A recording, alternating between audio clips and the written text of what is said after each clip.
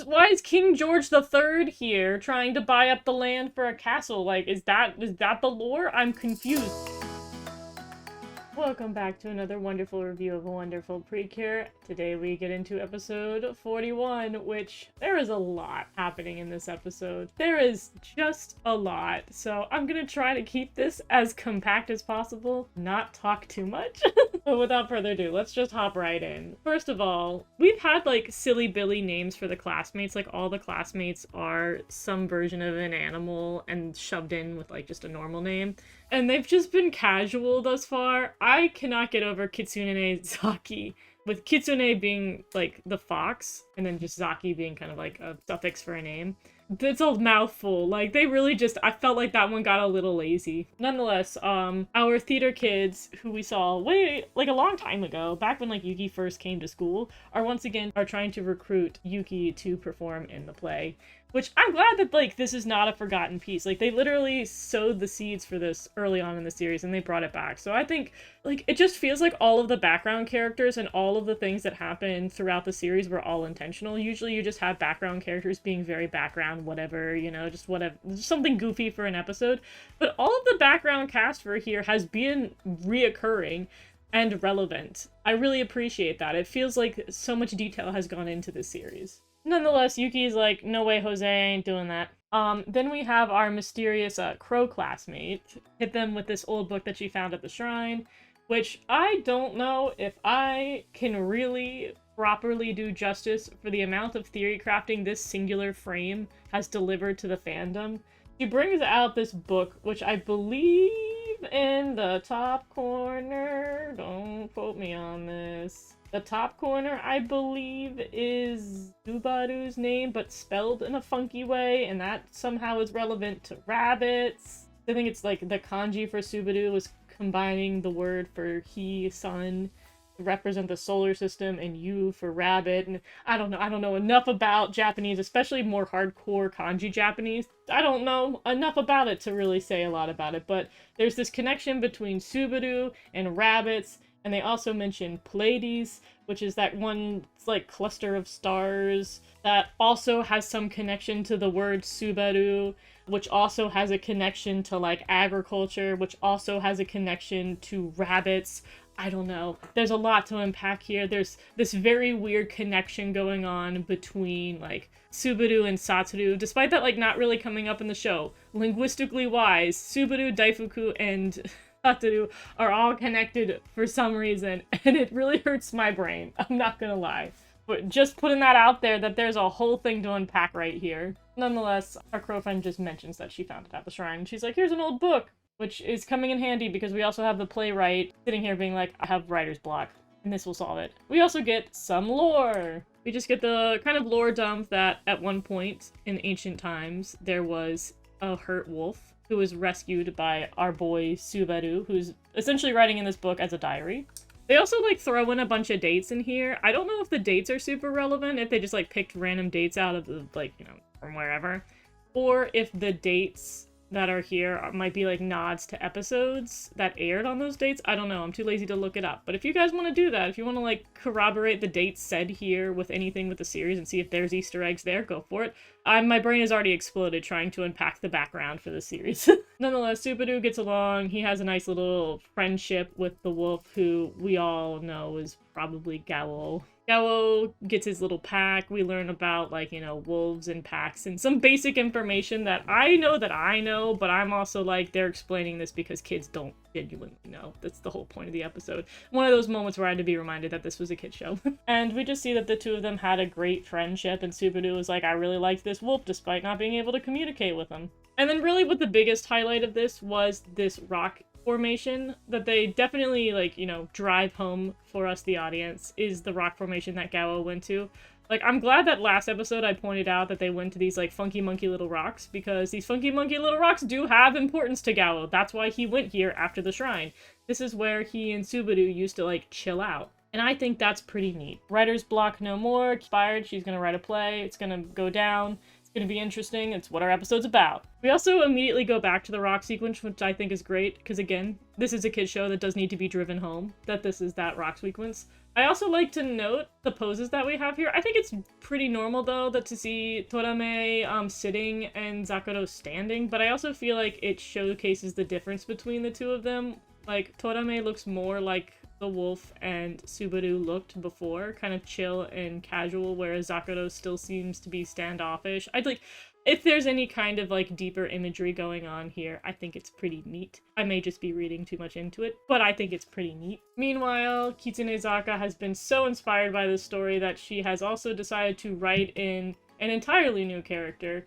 And I love this dopey little image that they drew of, like, Nico-sama and Yuki, like, together. Like, just merging the two characters together is hilarious. I also just think this watercolor background art is kind of goofy. They definitely, you can see the difference of it being like, this was an ancient Japanese tale to suddenly European fairy tale. They kind of lost me a little bit here in the weeds. But we do finally have our we do have our theater kids finally getting a little sense, where they're like, oh, we need a costume. You know who makes costumes? Mayu. You know if we get Mayu, we get Yuki. Like, they finally cracked the code. They had to think about it a little bit, but they finally cracked the code, much to Yuki's dismay. And we get this gorgeous outfit. Oh my god, I cannot tell you how much I love this design. I really like Nico's design. This one is like a watered down version of Nico's design if you look at it really closely. It doesn't have as much detailing, but it's so gorgeous, dude. I love this outfit. I think we needed an outfit refresher from last episode, and this is delivering. This is giving me precisely what I want. And then Komugi campaigns to be the dog, which is granted to her. Congratulations, Komugi. Mayu works on the outfit, which they do, like, the animation in this episode is kind of nice for, like, mundane moments. Like, Kitsunezaka has 1,001 expressions that are well animated. And then anything to do with this dress is kind of well animated in this episode. I wanted to point out. And we thus then have our play protagonists. Yippee! Look at them go. And of course, all that really matters is Yuki as the goddess. The goddess that was not relevant to the tale, but is kind of relevant to the tale. Shout out to my queen, Yuki. Like, I'm sorry, she's so pretty. This is so pretty. Like, someone at Toei was cooking. They were like, you know how we have one character that looks real cute in this dress? What if we put the most cutest girl in this dress? She looks so good. I'm Mayu. They better make an acrylic of this outfit. I swear to God, I better get an acrylic of this look because it's so good. It's so good. And speaking of not good though, we have Komugi. I hate this dog outfit. I think this is a personal thing. I do not like the dog outfit. It makes me uncomfortable. Like, bipedal Komugi in the movie made me uncomfortable. This continues that trend. I hate this outfit. I also just love that Granny Mei has been a reoccurring thing in the show. I don't have much to say about it. I think it's been cute. I like reoccurring Granny Mei. And we're off to the races with the play, where Subaru suddenly has a dog, and also we're European for some reason. Like, the whole European thing is really throwing me off here. I mean, like, look at why is King George III here trying to buy up the land for a castle? Like, is that the lore? I'm confused. Why do we have, like, German architecture? Like, I'm sorry, what's going on? I don't understand anymore. They lost me. I think I need to, like, dumb my brain down. I feel like I'm too smart for this show. Specifically this episode. Because I feel stupid with the lore, but then I feel overly intelligent when I'm looking at whatever happened in this episode. Why is it European? Like, and then we have this whole confrontation. Like, is this just, like, I don't know where we draw the line at stuff that's made up and then what is actually part of the lore here. And then Zakuro is proving that loyalty is no deeper than a membership at a gym. Queen has moved on from her mans and said, I like this wolf. Like, Miss Ma'am, please. Like, what are your standards? What are we doing? We throw in our goddess thing, and much to Zakuro's dismay, our wolf is about to experience a change for the better, or for her, the worst. We have a human, which, like, Gao is bipedal, by the way, and I assume that there's the implication that Nico here might have given Gao the powers. We may just have made that up completely, but I don't think it's a coinkydink. I think maybe somebody gave him the power to turn into a human. Obviously, Zakuro and Torame can turn into humans, which I think we just keep overlooking, or they keep overlooking in their hatred towards humans. I don't know what's going on with this. I'm a little confused. Nonetheless, Zakuro got really mad and has now made a Gagoon, so we gotta go fight it. And Nico-sama is like, trust and believe, guys. I can handle things when you're gone. I'll make sure I cover for you two. The most suspicious thing ever said in the entire series. I also like this image of the reaction to it because everyone is drastically drawn differently from one another. But I want to take a moment to appreciate Iroha because she looks so angry. Like, I don't think we've really seen a truly mad Iroha in the franchise. I know here she is just as, like, gasp as everybody else, but she looks so angry. I also put the shot in here because I love the way that Yuki is animated here, where she daintily holds the dress and the clothing folds are done with such detail. Like, it was unnecessary for there to be this much quality, but they went all in for the, like, again, the mundane little bits of animation in this episode are pretty solid. And then, of course, we get our transformation with everybody looking a little goofy, except for Yuki because she's slaying. Our boss this episode is the lovely chameleon, in which we learn that chameleons change colors. In the meantime, Nico, quote unquote, saving the day and like taking one for the team, continues on the play and then talks about like harmony between humans and animals is super good. Woo woo woo. This woman literally said, I saw a stage and I saw an opportunity. The spotlight is for me and I was not going to let this opportunity slide. I also thought it would have been so funny if she did this bit and was doing all of this, and at one point in the battle, they were like, time to do the final attack! And then, like, Nico-sama isn't there, so they can't do the final attack. It would have been so funny if that happened. It didn't. Like, Nico-sama magically teleported to them in the nick of time just to, like, be there for that attack, because of course. But it would have been so funny if they tried the attack and she wasn't present. Anyways, back to the battle. We'll start this by saying, I do not dislike Miraculous Ladybug. I would not have watched every piece of what currently exists of Miraculous Ladybug if I disliked it. However, there is one thing that I am 90% sure I have already whined about in this review, in this overall review of Wonderful Precure. I know at some point I think I complained about this, but I'm gonna drive it home. When Yuki pulled this brush out and turned Komugi into a blush brush, I knew what she was going to do. I was like, oh, the brush is going to magically have powder on it. They're going to put powder on the chameleon so that way it can't disguise itself and that way we can capture it and purify it. Like, I could immediately tell how this was going to progress. And I assume a child has the ability to also figure out what we're going to do. I'm so bitter about Miraculous Ladybug because she'll just say Lucky Charm, some object shows up, and what that object means and how they're going to use it is never predictable. Not once. I know I've gone off on a tangent. That's not even relevant to anything going on in this episode. However, it had to be said. It drives me absolutely up the wall. I have grown up with magical girl series like Wonderful Precure, where it is obvious what we are going to do to solve the problem. I don't know why Miraculous Ladybug just feels like it needs to be weird and extra. Rant over. Oh, I also want to put out here that I absolutely hate this. Anytime any of them turn into objects with the fox guillotine animal, which also I think it's funny that we're using the fox guillotine animal in the episode that we have Kitsunezaki. I thought that was a little nod there. Anyways, I hate it. I hate it every time. This is traumatizing. But Yuki looks really good, so I'm gonna let it slide. I'm gonna let it slide. My trauma means nothing. Let's go, Yuki. And of course, as I said, put the powder down, which was far more translucent than I thought it was going to be. But we, nonetheless, can defeat the chameleon. This shot was ugly because of Brush Wonderful. I just had to put that out there again. It makes me upset. Nonetheless, I actually like how they finished them off, where they used Friendy's shields to, like, like sushi wrap this guy with Lillian's net. I thought that was funny. And then we have Zakuro being like, oh my god, I can't believe I fell for a wolf that turned into a human. Like, the fact that she's disappointed that the wolf became a human.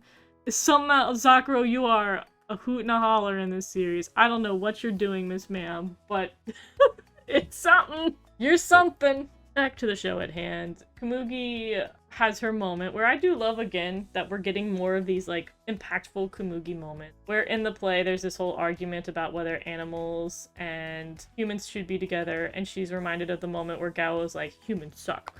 And she ends up interrupting the play to say, we can be together! And she is forced to go on stage and keep acting, which I think is so funny, because normally they'd be like, Komugi, that was wrong. Stop talking and let the play go normally. But now they're like, girl, get out there and ad-lib. way too much faith in her. But I do love that, like, it's a small moment, but Yuki comes to her rescue because Yuki not only believes in the same thing, but also wants to help Komugi, which just shows how much the friendship between them has grown and how much they support each other. I've really, like, of all the relationships in the series, Komugi and Yugi has been the one that you would assume would kind of just stay not great for the entire duration of the show. Precure has definitely done that in the past, where characters just really have not gotten any, like, either if they are characters that did not get along, they don't get closer, they just kind of stay standoffish from each other, or they're two characters that just never have dialogue together because the cast is too large and they just don't bother to have the two characters interact. But I like that they're taking the time to have moments like this to remind us that the relationship is growing over time and these two are closer, and that the team really does all sort of interact with each other, despite the fact that we do have somebody like Subaru and Daifuku who add to the cast number. With Daifuku, though, unfortunately, getting the short end of the stick out in all of this. Once again, he is not in the episode. I also think it's hilarious that Komugi resolves this whole thing where it's like, humans and animals can get together. In fact, I ship you two. Go on a date. Like, look at this girl. Like, she really said gay rights. She said, I ship you two together. And Toei Animation's like, it's okay because a girl is being Gao in this whole sequence. But now, are we not shipping Subaru and Gao? Even if Subaru is probably no longer of this world, are we having like a tropical rouge moment? Because I'm here for it. And then our lovely theater kids mess up when they have the audacity to compare Nico-sama to Yuki. I found that very disrespectful. Like, who was that mysterious girl that was not you, Yuki? And she's like, fine, you don't need me. As she should. Stand your ground, Yuki. You don't deserve that disrespect that you got this episode. And then the last thing I'm going to leave us off on is the fact that we changed outfits. This is a preview for the next episode. This episode we had school uniforms, so this wasn't a problem. But as we remember from the previous episode, I was a little distraught about the winter outfits. I may have been unsatisfied, to say the least. However, it does look like the outfits have changed in the next episode. I can't say that they're significantly better than the last ones, but they are color coordinated, as we see that the green all throughout Mayu's costume is consistent. We don't have like spring green getting thrown in there with her like seafoam color green. Like, there is differences. We have coordination. We have thoughts. Also, Daifuku's in the next episode. I just realized that as I'm going through this.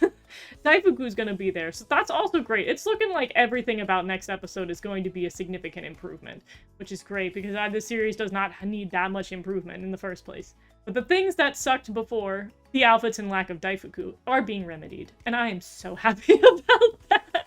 Well, nonetheless, thank you for joining me for this episode of Wonderful Precure, and I will see you next time. Bye-bye!